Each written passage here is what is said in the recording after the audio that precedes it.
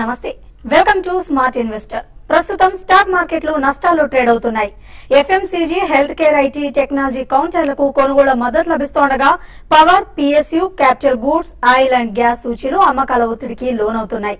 Commodity విషయానికి వస్తే డాలర్తో పోలిస్తే రూపాయికి 2 పైసలు బలపడి 60.54 దగ్గర ట్రేడ్ అవుతోంది. ఇక బంగారం, వెండి ధరలు స్వల్పంగా పెరిగాయి. ఎంసీఎక్స్ లో 10 గ్రాముల బంగారం 27,990 రూపాయలుగా, కిలో వెండి 42,270 రూపాయలుగా ఉంది. ఇక మిడ్ సెషన్ మార్కెట్లపై విశ్లేషణ అందించేందుకు, అలాగే ట్రేడర్స్ కాల్స్ కి ఆన్సర్ చేసేందుకు ప్రస్తుతం T5 స్టూడియోలో మనతో పాటు ఉన్నారు మార్కెట్ అనలిస్టులు బాలా గారు, అలాగే రాజేంద్ర గారు. నమస్తే అండి, వెల్కమ్ టు అవర్ స్టూడియో. ముందుగా బాలా గారు, మిడ్ సెషన్ మార్కెట్లపై మీ విశ్లేషణ ఏంటంటారు? ఈ రోజు మార్నింగ్ నుంచి కూడా మార్కెట్స్ కొద్దిగా వీక్ గానే ఉన్నాయండి. నిన్న basically afternoon market second session లో ఈ సుప్రీం కోర్టు తీర్పు ఏదైతే వెలువడిందో ఈ కోల్గేట్ స్కామ్ గురించి, దాని తర్వాత మార్కెట్ లో వీక్నెస్ చూసాం.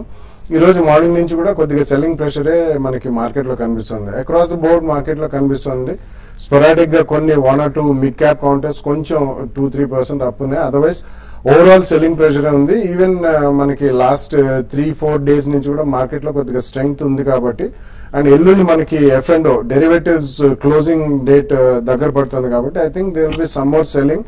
ఈ రోజు సాయంత్రం దాకా కూడా పెద్దగా మార్కెట్ కోరుకునే అవకాశం కనిపించలేదు. I think there will be across the board selling among all the counters అనే చెప్పొచ్చండి.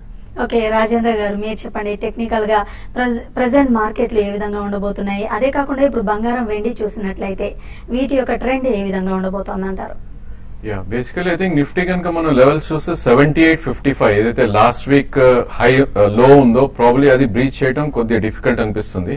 బికాస్ ఐ థింక్ మనం we're heading towards up trend అని చెప్పాలి యాజ్ ఆఫ్ నౌ కూడా. సో ఇట్స్ అప్ ట్రెండ్ లో ఒక మైనర్ రియాక్షన్స్ ఇవి బేసికలీ. సో 79, 40, 50 దాకా వెళ్ళి ఈరోజు 78, 70 ఆ లెవెల్స్ లో ట్రేడ్ అవుతుంది Nifty. So I think 78, 40 below close అయ్యేదాకా there is no threat for Nifty అని చెప్పొచ్చు as of now. Because I think every rally there would be some corrections. So 78, 40 kinda close out there are chances that 20-day moving average is 77.60 undo test chese avakasham undi. So on the whole probably it's in the range of 78.40 and 79.60 అని చెప్పొచ్చు Nifty. So every dip should be used as buying opportunity with a stop loss below 78.25. అదేవిధంగా bank Nifty చూస్తే కనుక మనకి 2 days back life time high 15,740 ఏదైతే ఉందో అది breach అవటం చూసాం. And it has made a fresh high at 15,973. So this is a good indication bank nifty kuda. Probably every time manaki new high set అయినప్పుడు extending top antam వాటిని. Extending tops లో ఏమవుతుందంటే generally కొద్దిగా retracements ఉంటాయి.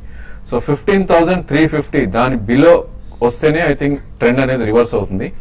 So till 15,350 bank Nifty is also a buy with stop loss of 15,280 and chances are that probably in the next couple of days అంటే expiry ఒకసారి అయిపోయినాక first week లో of next month maybe new high మళ్ళా మనం చూసే అవకాశం ఉంది. అదేవిధంగా గోల్డ్ అండ్ సిల్వర్ ప్రాబ్లీ ఒక డిప్స్ లో ఉన్నాయి. I think previous lows touch చేయడానికి చూస్తుంది గోల్డ్ కనుక మనం చూస్తే ప్రాబ్లీ ఐ థింక్ అనదర్ 2-3% ఒక గట్టి సపోర్ట్ ఉంది మేబీ 27,450, 500 మధ్యలో. So that should be used for buying for medium to short term అని చెప్పొచ్చు. పుల్ బ్యాక్ వస్తే కనుక 28,200 to 28,400 మధ్యలో ఎగ్జిట్ అవుట్ ట్రై చేయండి. ఓకే, మనతో మాట్లాడడానికి కాలర్స్ ఉన్నారు. హైదరాబాద్ నుంచి వెంకటేశ్వర గారు, నమస్కారం అండి. నమస్కారం అండి, చెప్పండి ఏ స్టాక్ గురించి? నేను L&T ఫైనాన్స్ గురించి అడుగుతున్నానండి. ఓకే, నా దగ్గర యావరేజ్ 80 రూపీస్ లో 1,500 షేర్స్ ఉన్నాయండి. ఓకే, అయితే ఇది అసలు మార్కెట్ బుల్ రన్ లో ఉన్నా కూడా ఇది ఇంకా తగ్గిపోతా ఉంది. అసలు ఫండమెంటల్ గా కానీ టెక్నికల్ గా కానీ ఏమైనా పెరిగే ఛాన్స్ ఉందా, లేకపోతే లాస్ బుక్ చేసుకోవాలా? కనీసం నా రేట్ నాకు వచ్చేది ఉందా? ఫండమెంటల్స్ టెక్నికల్ రెండు చెప్పాలండి. ఓకే, ఫండమెంటల్స్ ప్రకారం చూస్తే మాత్రం ఇట్స్ డెఫినెట్లీ ఓవర్ ప్రైస్డ్ అండి. ఇది మనం గత 1 year గా కంటిన్యూస్లీ షోలో చెప్తున్నాను. దానికి బ్యాంక్ లైసెన్స్ వస్తుంది అని చెప్పి చాలా కౌంటర్స్ ఇంక్లూడింగ్ L&T ఫైనాన్స్ పదే మధ్య మధ్యలో న్యూస్ డ్రివెన్ ర్యాలీస్ చాలా వచ్చాయి ఈ స్టాక్ లో. అది యాక్చువల్లీ లాస్ట్ ఇయర్ చూసుకుంటే మనకి ఆల్మోస్ట్ 40 to 45 రూపీస్ మధ్య నుంచి క్లోజ్ టు 100 రూపీస్ దాకా వెళ్ళి అక్కడి నుంచి పడుతుందండి. సో ఫండమెంటలీ స్పీకింగ్ దానికి some of the parts valuation అంటారండి. అది రోల్అవుట్ అవడానికి at least it will take 3 to 5 years. ఎందుకంటే వాళ్ళకి డిఫరెంట్ డివిజన్స్ ఉన్నాయి. అసెట్ మేనేజ్మెంట్ కంపెనీ ఉంది, ఇన్సూరెన్స్ కంపెనీ ఉన్నాయి. ఇవన్నీ కూడా వాళ్ళు హైవ్ ఆఫ్ చేసి సెపరేట్ లిస్టింగ్ చేస్తేనే దీనికి వాల్యుయేషన్ వస్తుంది. కాబట్టి ఫండమెంటలీ అడిగితే మాత్రం డెఫినెట్లీ ఇట్స్ ఓవర్ ప్రైస్ అండి. అండ్ ఈక్విటీ పరంగా చాలా పెద్ద ఈక్విటీ అండి ఇది, ఆల్మోస్ట్ అబౌట్ 1800 to 2000 crores దగ్గర ఉన్న ఈక్విటీ. కాబట్టి ఇంత పెద్ద ఈక్విటీలో ట్రేడింగ్ కమ్యూనిటీ చాలా స్ట్రాంగ్ గా ఉంటారండి. కాబట్టి పావులాది రూపాయలు కూడా చాలా స్ట్రాంగ్ గా సెల్లింగ్ మనం చూస్తూ ఉంటాం. So fundamentally speaking it's over priced అండి. టెక్నికల్స్ రాజేంద్ర గారు చెప్పారు. ఐ థింక్ టెక్నికలీ మనం డే చార్ట్ లో చూస్తే కనుక బేసికలీ లాస్ట్ 3 to 4 months నుంచి మనకి lower tops and lower bottom formation చూస్తున్నాం. సో అంటే ప్రీవియస్ బాటమ్ ఏదైతే ఉందో ప్రాబబ్లీ 63 అది బ్రీచ్ అవుతే కనుక మళ్ళా డబుల్ బాటమ్ వచ్చే ఛాన్స్ ఉంది till 55. So definitely it's a week stock unless it crosses 83. Me price I think almost అక్కడే కొన్నా అన్నారు మీరు. సో 83 క్రాస్ అవుతూనే ఫ్రెష్ ర్యాలీ రావటం చూస్తాం మనం ఈ స్టాక్ లో. టిల్ దెన్ ప్రాబబ్లీ మీ పొజిషన్ ని below 60 maybe 59 or 58 stop loss పెట్టుకుని యూ కెన్ హోల్డ్. 55 కనుక బ్రేక్ అవుతే 60 కనుక బ్రేక్ అవుతే ప్రాబబ్లీ 55 to 54 దాకా వచ్చే ఛాన్స్ ఉంది. ఓకేనండి. శ్రీకాకుళం నుంచి అప్పలరాజు గారు నమస్కారం అండి. నమస్తే అమ్మా. చెప్పండి ఏ స్టాక్ గురించి? మా క్రాంప్టన్ గ్రీవ్స్ అమ్మా. గట్టిగా చెప్పండి. Crompton Greaves. ఓకే చెప్పండి. ఆ క్రాంప్టన్ గ్రీవ్స్ ఉన్నాయమ్మా, అవి ఉంచాలా లేనప్పుడు అన్నిటి నాకు ఇంకా స్టాక్ వేరేగా ఎలంబిక్ జేబీ కెమికల్స్ ఉన్నాయి, ఈ రెండింటిలోకి ఎంటర్ అవ్వాలా అది ఇచ్చేసి, లేకపోతే అది కూడా హోల్డింగ్ లో ఉంచాలా? ఎలంబిక్ జేబీ కెమికల్స్ రెండు ఉంచండి. దీస్ టూ అంటే Alembic pharma and JB chemicals. Alembic limited కూడా ఉందండి, but Alembic pharma and JB chemicals ఉంటే మాత్రం డెఫినెట్లీ ఉంచమని చెప్తానండి. క్రాంప్టన్ గ్రీవ్స్ కూడా ఈ మధ్య కాలంలో ఆల్మోస్ట్ అబౌట్ 175-180కి వెళ్ళి మళ్ళీ 200+ కి వచ్చింది. Definitely it's also a good company అండి. So going forward next 12 to 18 months view ఉంటే తప్పకుండా మీరు క్రాంప్టన్ గ్రీవ్స్ నుంచి ఇందులో షిఫ్ట్ అవ్వాల్సిన అవసరం లేదండి. కొద్దిగా డైవర్సిఫైడ్ పోర్ట్ఫోలియో కూడా ఉంటుంది, capital goods and pharmaceuticals. So 3 షేర్లు కూడా ఉంచమని చెప్తాను. ఓకే కృష్ణా డిస్ట్రిక్ట్ నుంచి రమ గారు నమస్కారం అండి. నమస్తే అండి. చెప్పండి. మరండి నా పోర్ట్ఫోలియో ఒకసారి చదువుతానండి. దాంట్లో కొత్త ఏం యాడ్ చేసుకోమంటారు, నా పోర్ట్ఫోలియో ఎలా ఉందో చెప్పండి. ఓకే చెప్పండి. Group finance, GSFC, GTL infra, Heidelberg, IRPL, JB chemicals, JK cement, mind tree, persistent, senior cinema, టెర్టెక్, టోరెంట్ ఫార్మా. ఓకే రమ గారు.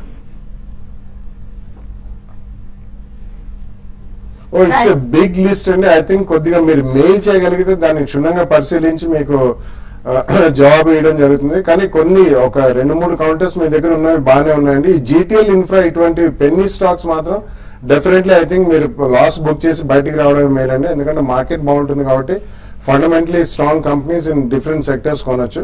బట్ రెస్ట్ ఆఫ్ ఇట్ మీది కొద్దిగా పెద్ద పోర్ట్ఫోలియో ఉంది కాబట్టి మెయిల్ ఇస్తే మేము కంప్లీట్లీ పరిశీలించి will be able to answer better. Okay Vijayawada నుంచి సురేష్ గారు నమస్కారం అండి. నమస్తే అండి బాలా గారు. నమస్తే అండి. నమస్కారం అండి. అరవింద్ 245లో కొన్నాం మేము. ఇప్పుడు ప్రాఫిట్ బుక్ చేసేయమంటారు, ఇంకేమన్నా ప్రాఫిట్ వస్తుంది అనుకుంటే ఒక 10 days ఉంచుతాను. అలాగే ర్యాన్ ట్యాక్సీ నిన్న కొన్నాం సార్ 645లో, అది కూడా ఉంచమంటే ఉంచుతాం, లేకపోతే ఎంతవరకు ఉందని చెప్పండి. 10 days అంటే ఇట్స్ వెరీ షార్ట్ స్పాన్ అండి. రాజేందర్ గారు he can add to it Arvind లో. బట్ మీకు ఒకవేళ డబ్బు అవసరం లేదంటే మాత్రం నెక్స్ట్ 6 months వ్యూ ఉంటే డెఫినెట్లీ అరవింద్ ఉంచుకోమని చెప్తాను. బట్ లెవెల్స్ ఎగ్జాక్ట్లీ మీకు రెసిస్టెన్స్ కానివ్వండి, సపోర్ట్ లెవెల్స్ కావాలంటే run backs as well as Arvind Rajender గారు చెప్తారు. ఐ థింక్ అరవింద్ కనుక చూస్తే మనం నిన్న లైఫ్ టైం హై బ్రీచ్ అయిపోయి 47 ఏదైతే ఉందో 79-80 దాకా వెళ్ళటం చూసాం.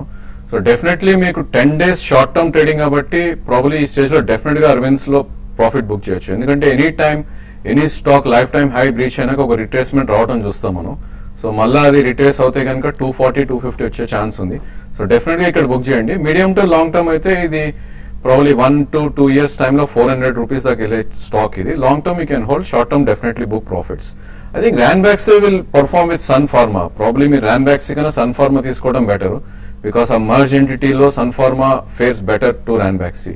So definitely if you're holding I think నిన్నట్ లో క్లోజింగ్ బేసిస్ 638 ఏదైతే ఉందో ప్రాబ్లీ అది స్టాప్ లాస్ ఉంటుంది. అలానే ర్యాలీస్ లో మాత్రం 668 to 670 మధ్యలో వస్తే ఎగ్జిట్ అవడానికి ట్రై చేయండి. ఓకేనండి. మరో కాలర్ హైదరాబాద్ నుంచి. నమస్తే అండి. చెప్పండి ఏ స్టాక్ గురించి తెలుసుకోవాలని కాల్ చేశారు?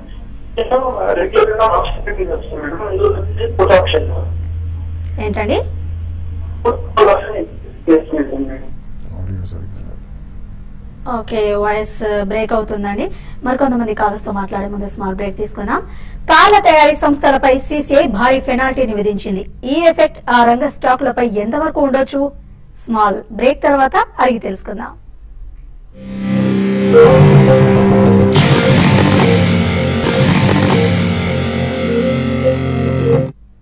Welcome back to smart investor. Sir, మనతో మాట్లాడడానికి కాలర్స్ రెడీగా ఉన్నారు. ఖమ్మం నుంచి రమేష్ గారు, నమస్కారం అండి. నమస్తే. చెప్పండి, ఏ స్టాక్ గురించి తెలుసుకోవాలి?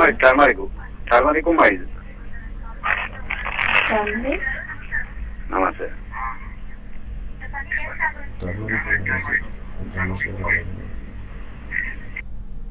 ఒకసారి మళ్ళీ మీ క్వశ్చన్ రిపీట్ చేయండి Ramesh garu. Okay, call cut అయినట్టుందండి.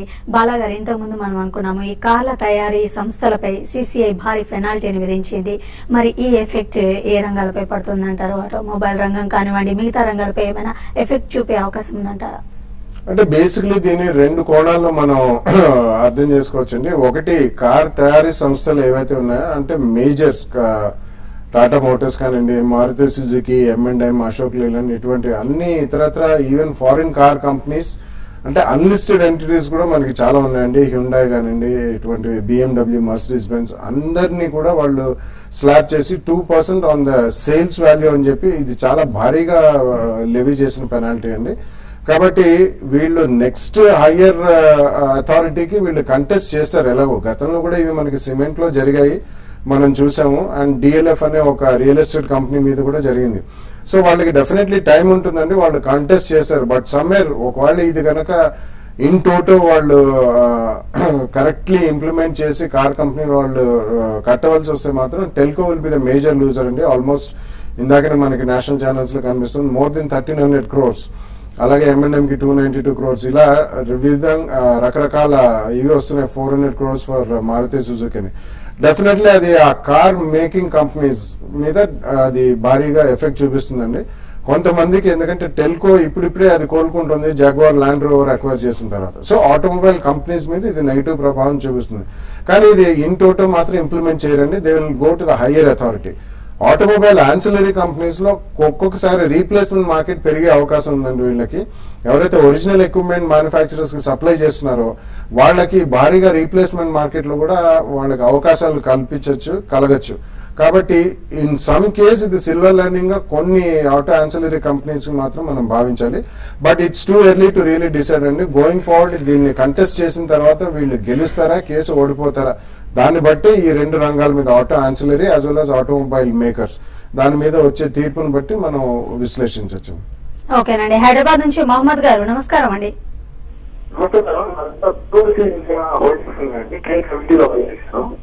ఏంటండి మీ క్వశ్చన్ క్లారిటీ లేదు, ఒకసారి మళ్ళీ చెప్తారా మహమ్మద్ గారు? ఓకే, నెక్స్ట్ కాలర్ తీసుకుందామండి. గుంటూరు నుంచి, నమస్కారం అండి. నమస్తే మేడం. బాలయ్య గారు అండి, నమస్తే అండి. ఇది SKS మైక్రో ఫైనాన్స్ మధ్య ఒక 4 quarters నుంచి బానే ఉందని అంటున్నారండి, పెరుగుద్ది అంటున్నారు. ఇన్వెస్ట్మెంట్ గురించి అది తీసుకోవచ్చు అండి, ఒక 2 years వ్యూ అసలు. అది SKS micro finance sir. SKS micro finance అండి. ఇది గతంలో యాక్చువల్లీ లిస్టింగ్ అయిన తర్వాత 1400 దాకా వెళ్ళి దాని తర్వాత ఆల్మోస్ట్ 50 to 60 రూపీస్ దాకా కూడా వచ్చేసిందండి. కార్పొరేట్ గవర్నెన్స్ ఇష్యూస్ చాలా ఉన్నాయి and major management, top level management అంతా కూడా మారిపోయింది అండ్ ఆల్మోస్ట్ గవర్నమెంట్ ఇంటర్వెన్షన్ దాకా వచ్చిందండి. అండ్ అందులో వీళ్ళు మైక్రో ఫైనాన్స్ కి సంబంధించిన కంపెనీ అండి. ఈవెన్ ఇన్ NBFCs లో microfinance is a completely specialised area. కాబట్టి కొన్ని ఆంక్షలు కొన్ని స్టేట్ గవర్నమెంట్స్ వాళ్ళు విధించారండి. ఇవన్నీ అధిగమించి వాళ్ళు పైకి రావాలంటే ఇంకా చాలా టైం పడుతుందండి. కానీ ఇది హైలీ ప్రాఫిటబుల్ బిజినెస్. కాకపోతే కొన్ని స్టేట్స్ లో వీళ్ళకి నాన్ పర్ఫార్మింగ్ అసెట్స్ బ్యాగేజ్ చాలా ఎక్కువ ఉంటుందండి. కాబట్టి లాస్ట్ 1.5 years ఇది భారీగా పెరిగింది. కాబట్టి దీనికంటే better opportunity private sector banking రంగంలో ఉందని అనుకుంటానండి. ఒకవేళ కొనదలుచుకున్నా కానీ మీరు స్ట్రిక్ట్ గా స్టాప్ లాస్ పెట్టి, మీరు కొన్న రేటుకి ఒక 5% కింద స్టాప్ లాస్ పెట్టి రన్ చేయండి. బట్ 10-15% ప్రాఫిట్ వస్తే మాత్రం తప్పకుండా అమ్మేయండి. లాంగ్ టర్మ్ ఇన్వెస్ట్మెంట్ కి ఐ వుడ్ సజెస్ట్ NBFC కానీ ప్రైవేట్ సెక్టర్ బ్యాంక్స్ కానీ they are better than pure micro finance company అని చెప్పొచ్చండి. ఓకే, తిరుపతి నుంచి కార్తిక్ గారు, నమస్కారం అండి. సార్ గుడ్ ఆఫ్టర్నూన్ సార్ బాలగారు. Good afternoon. చెప్పండి.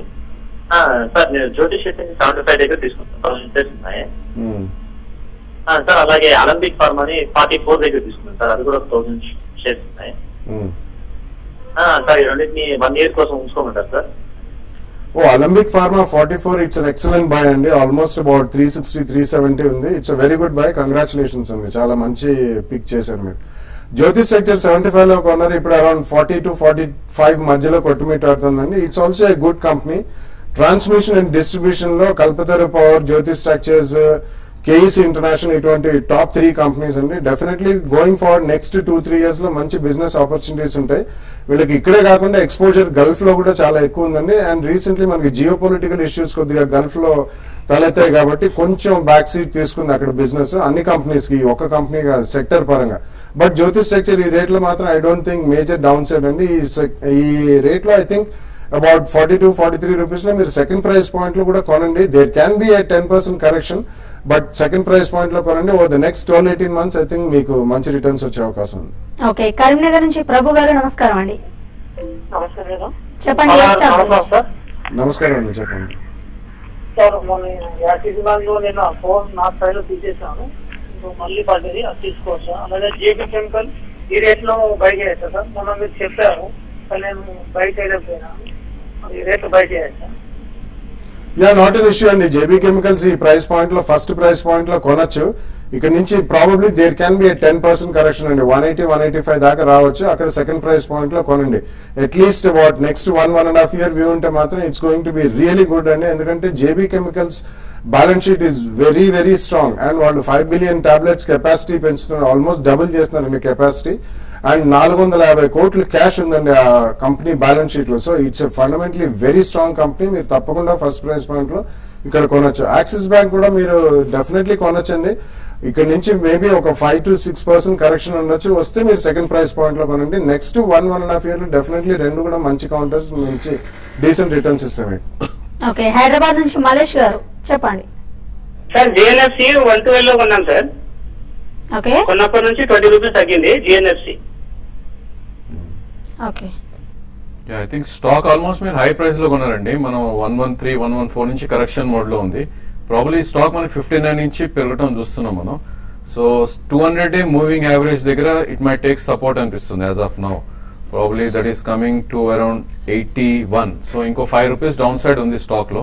So wait for it to correct ఇంకొంచెం. ప్రాబ్లీ పుల్ బ్యాక్ ఏమాత్రం అది 92-93 వస్తే కనుక ఎగ్జిట్ అవుట్ ట్రై చేయండి. ఓకే, బెంగళూరు నుంచి రామయ్య గారు చెప్పండి. మేడం నమస్తే. నమస్తే అండి, చెప్పండి. ఐడిఎఫ్సి, ఆర్ఈసి ఈ రేట్ లో కొనుక్కోవచ్చు అనే బాలా దగ్గర అడగాలి మేడం. యా, రెండు కూడా మంచి కంపెనీస్ ఏనండి. కాకపోతే REC I think is slightly better bet. ఎందుకంటే ఐడిఎఫ్సి ఈక్విటీ పరంగా పెద్దదండి, కానీ వాళ్ళకి బ్యాంక్ లైసెన్స్ వచ్చింది కాబట్టి ఐడిఎఫ్సి వాళ్ళు they have to invest in the bank అండి. దానికి some of the parts valuation రావడం కొద్దిగా టైం పడుతుంది. కానీ కంపెనీ పరంగా IDFC and REC, rural electrification corporation, రెండు కూడా మంచివి. కాబట్టి మీకు at least 1-1.5 year or 2 years view ఉంటే మాత్రం 2 price points లో మినిమం కొనండి. ఒక 10% కరెక్షన్ ఉండొచ్చండి. సెకండ్ ప్రైస్ పాయింట్ లో 10% తగ్గితే అక్కడ కొనండి. వర్స్ట్ కేస్ సినారియో కొద్దిగా మార్కెట్ సెంటిమెంట్ మరీ వీక్ అయితే మాత్రం థర్డ్ ప్రైస్ పాయింట్ లో 15% డౌన్ లో కొనండి. డెఫినెట్లీ 1-2 years లో మీకు డీసెంట్ రిటర్న్స్ వస్తాయి రెండిట్లో. ఓకే, హైదరాబాద్ నుంచి రమేష్ గారు చెప్పండి. రమేష్ గారు. నేను బాలాగారు క్వశ్చన్ అడగలుగుతున్నానండి. ఓకే, అడగండి.